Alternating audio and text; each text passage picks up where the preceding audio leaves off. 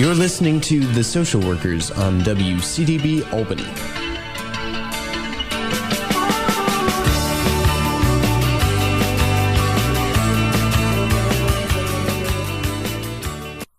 And welcome back. You are listening to the Social Workers radio talk show here on WCDB Albany.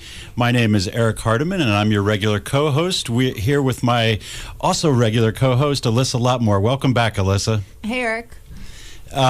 We've got a great show lined up today. We are very excited. We've got a special guest live here in the studio with us for our first segment. And our guest is Jennifer Harvey today. Jennifer Harvey is the education specialist at the Eddy Alzheimer's Services. She has been with EAS since 2016 and helped to develop their current programming under the Alzheimer's Caregiver Support Initiative from the New York State Department of Health. Jennifer has a master's degree in social work from the University at Albany. You're an alum. That's great. And a bachelor's degree in special education from the College of St. Rose. She has experience in education, long-term care, adult day services, management, program development, and caregiver support services. Finally, Jennifer is a certified dementia practitioner and trainer. That's quite an impressive resume there, and we're very excited to have you on the show, Jennifer. Welcome. Thank you. I'm glad to be here. So, Jennifer, let's start off by just telling us a little bit about your agency and the services that you provide. Okay, great. So as Eric mentioned, we are funded by the New York State Department of Health Caregiver Support Initiative. That's our primary funding. And so our core services under that funding are care consultations and family consultations for family caregivers. Again, it's a caregiver support, so we're focused on caregivers. Education, support groups. We have a really strong respite program. We help to connect people with respite agencies, but also we have volunteer care teams who can provide volunteer respite. Those are our core services. And again, our focus is those caregivers of people with dementia. So the focus sounds like it's less on the individuals with dementia and more on their loved ones, family members, people who might typically be caregivers. Right. Yeah. I mean, there's so many people who are impacted by this disease that it's not just the person with the disease. So, the state with this initiative was really recognizing that and saying, we know that when we care for the caregivers and we take good care of them, they're going to be able to take better care of the people that they're caring for with the disease. I see. And so, for someone who's listening in the audience and maybe not as familiar with the ins and outs of Alzheimer's disease and its effects on caregivers, what are some of the common sort of experiences that a caregiver might go through? Yeah, well, we know that caregiving for a person with dementia is kind of across the board more challenging than caring for an older adult without dementia. We know that in general, these caregivers are going to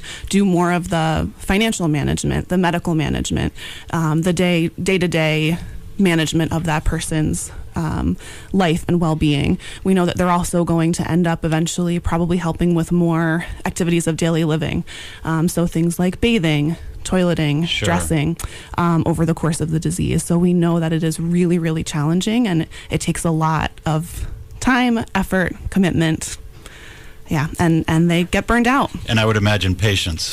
And a lot of patience. Yeah. Yeah. And it also sounds like that's a set of skills that maybe not everybody has at the beginning. That, when a loved one is diagnosed with Alzheimer's disease, that's a new role that a caregiver might have. It might be the first time they've provided this kind of care. Yeah, absolutely.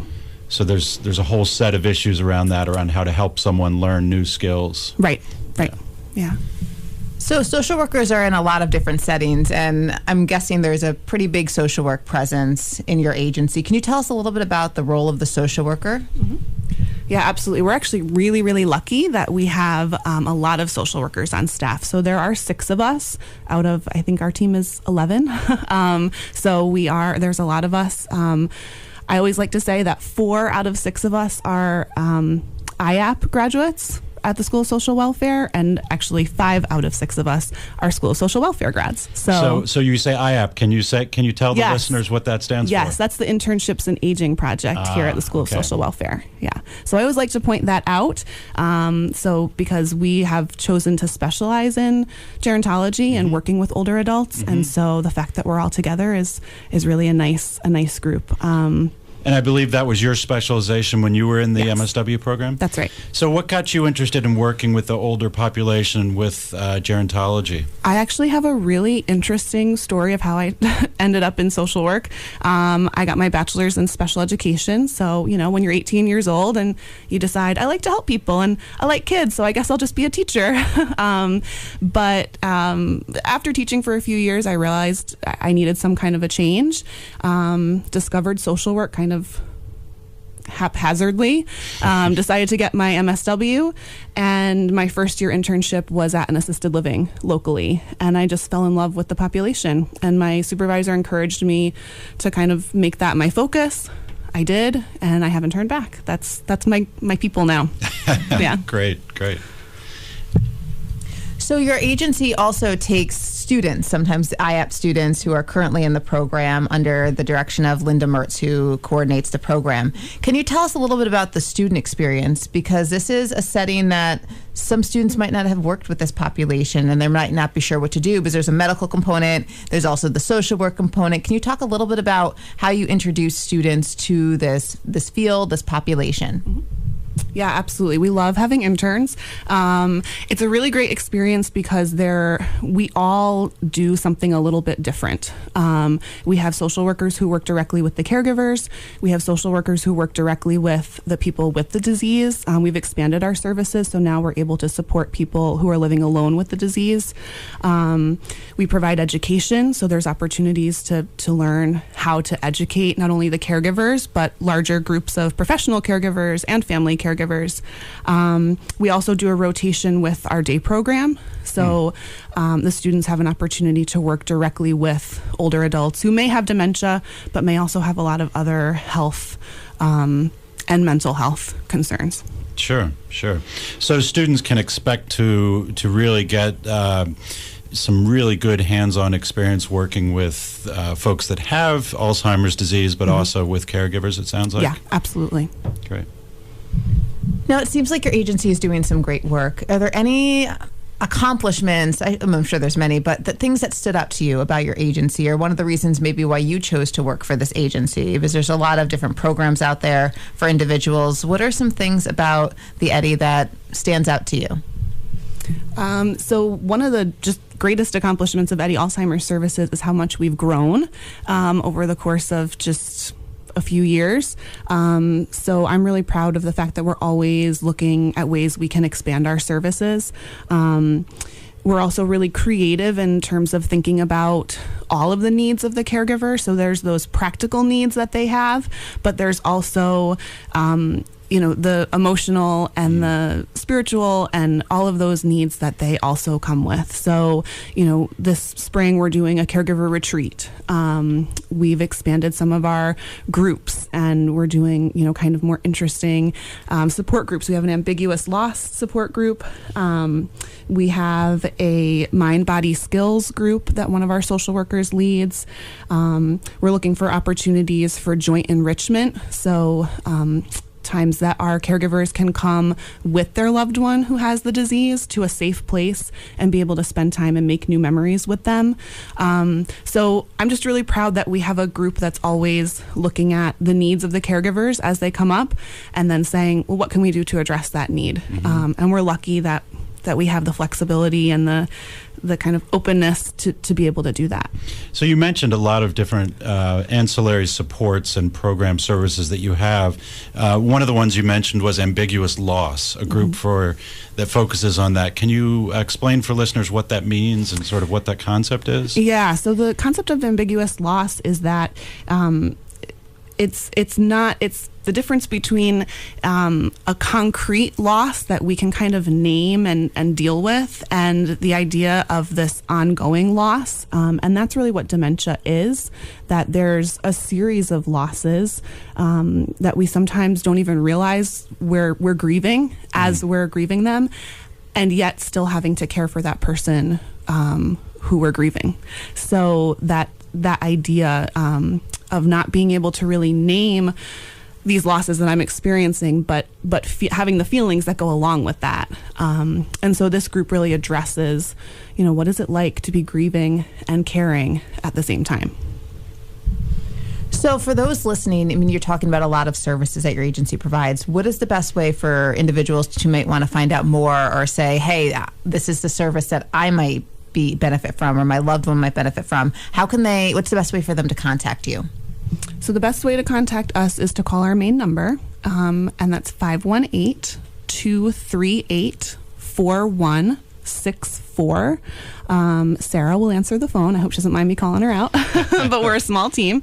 And then they can say, hey, I heard about this service. Who can you connect me with? We like to start with a care consultation just so we can get to know the person and their situation. And then from there, we'll shuffle them out to all those other services. And we also refer them to other community services. Sure. We're not just about what we can provide, but what, other agencies in the area can provide for them too. So you mentioned that you have 6 social workers on staff, and then you've also got student interns. So you've got a nice workforce there. I would imagine this type of work, helping caregivers and helping people that have the diagnosis of Alzheimer's disease, can be stressful itself, the work, and it can take a toll on the social worker or even on the student intern.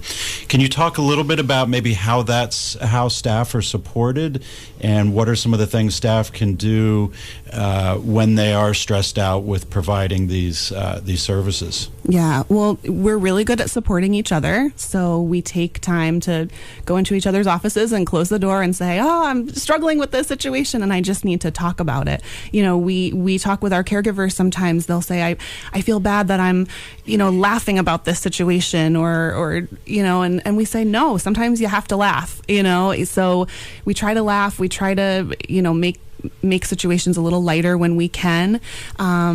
We try to take time for ourselves, outside of work, whether it be together or with our family and loved ones. We have a really supportive work environment. So we have opportunities to sort of take a break, take a breather, go for a walk. And that's really encouraged, which I know you don't see everywhere, but we are really, really lucky that we have that. Sounds like a nice place to work. Yes, it is. And it's full of a lot of our alums, so that's also a positive. So is there anything that you'd like to leave us with in terms of individuals who might be going through this process? But you just said, it's okay to laugh sometimes. It's okay you're not alone in this process. Is there anything for those listening who might be going through this and they might not have this support system set up yet? Is there anything that you'd like to leave with them, since you're so familiar with working with the families and individuals? Yeah. There are as many people as we help, and as busy as we are, we know there's so many people out there who are still doing this alone. And we always just say to people, please just connect with us. This is a good place to say, I should have said it before, but all of our services are free. So, we always say it can't hurt to just come and talk to one of us for a little while. It doesn't have to go any further than that. But just to talk and have that initial conversation and know I'm not alone. I have somebody I can now call when I'm struggling or when I have questions. That would be the biggest thing. Don't do it alone. Don't stay in the bubble of just you and this person you're caring for, because you will burn out if you don't have some of those outlets and other people to support you. So your job title is education specialist, and it seems like you certainly know a lot about this disease and its impact on individuals, on families, on caregivers. What are some of the public misconceptions or stereotypes about Alzheimer's disease that maybe need to be counteracted a little bit?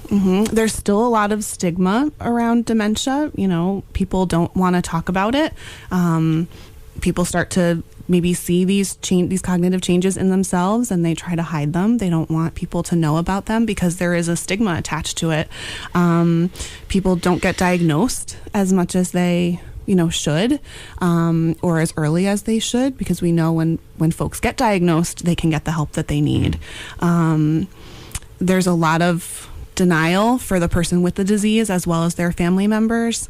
And there's also a lot of people still who think that dementia is a normal part of aging, that as I get older, I should just expect to get dementia. And while age is the greatest risk factor for developing dementia, it's not a normal part of aging. We can expect certain cognitive changes just like we can expect certain physical changes as we age. But having a disease like Alzheimer's disease is not a normal part of aging. So we want to try to change that, and people know that if I'm experiencing these changes, something could be wrong, and I really should get the help and support that I need. Yeah.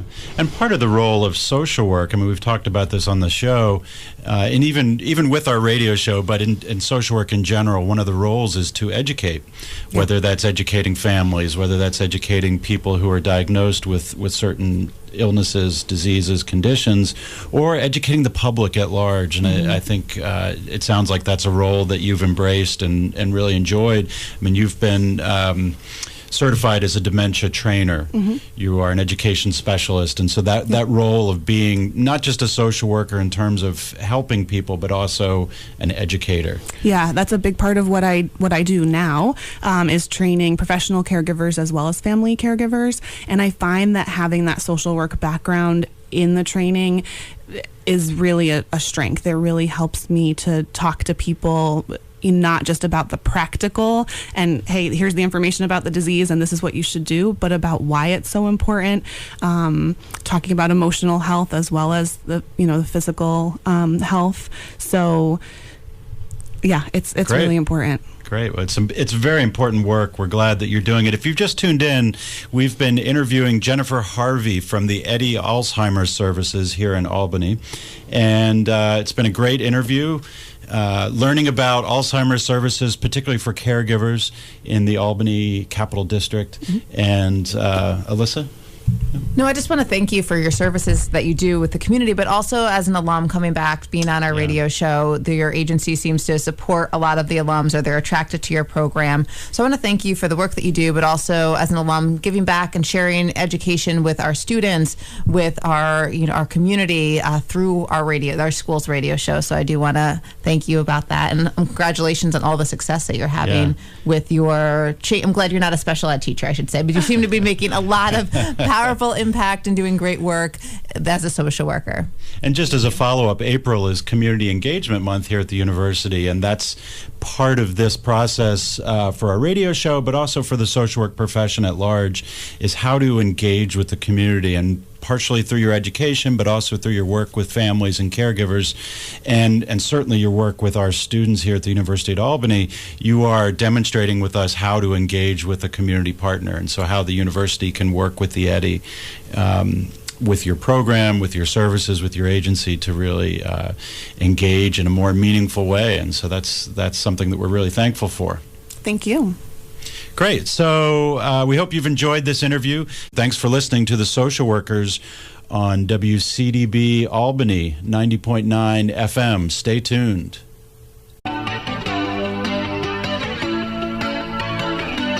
You're listening to The Social Workers on WCDB Albany.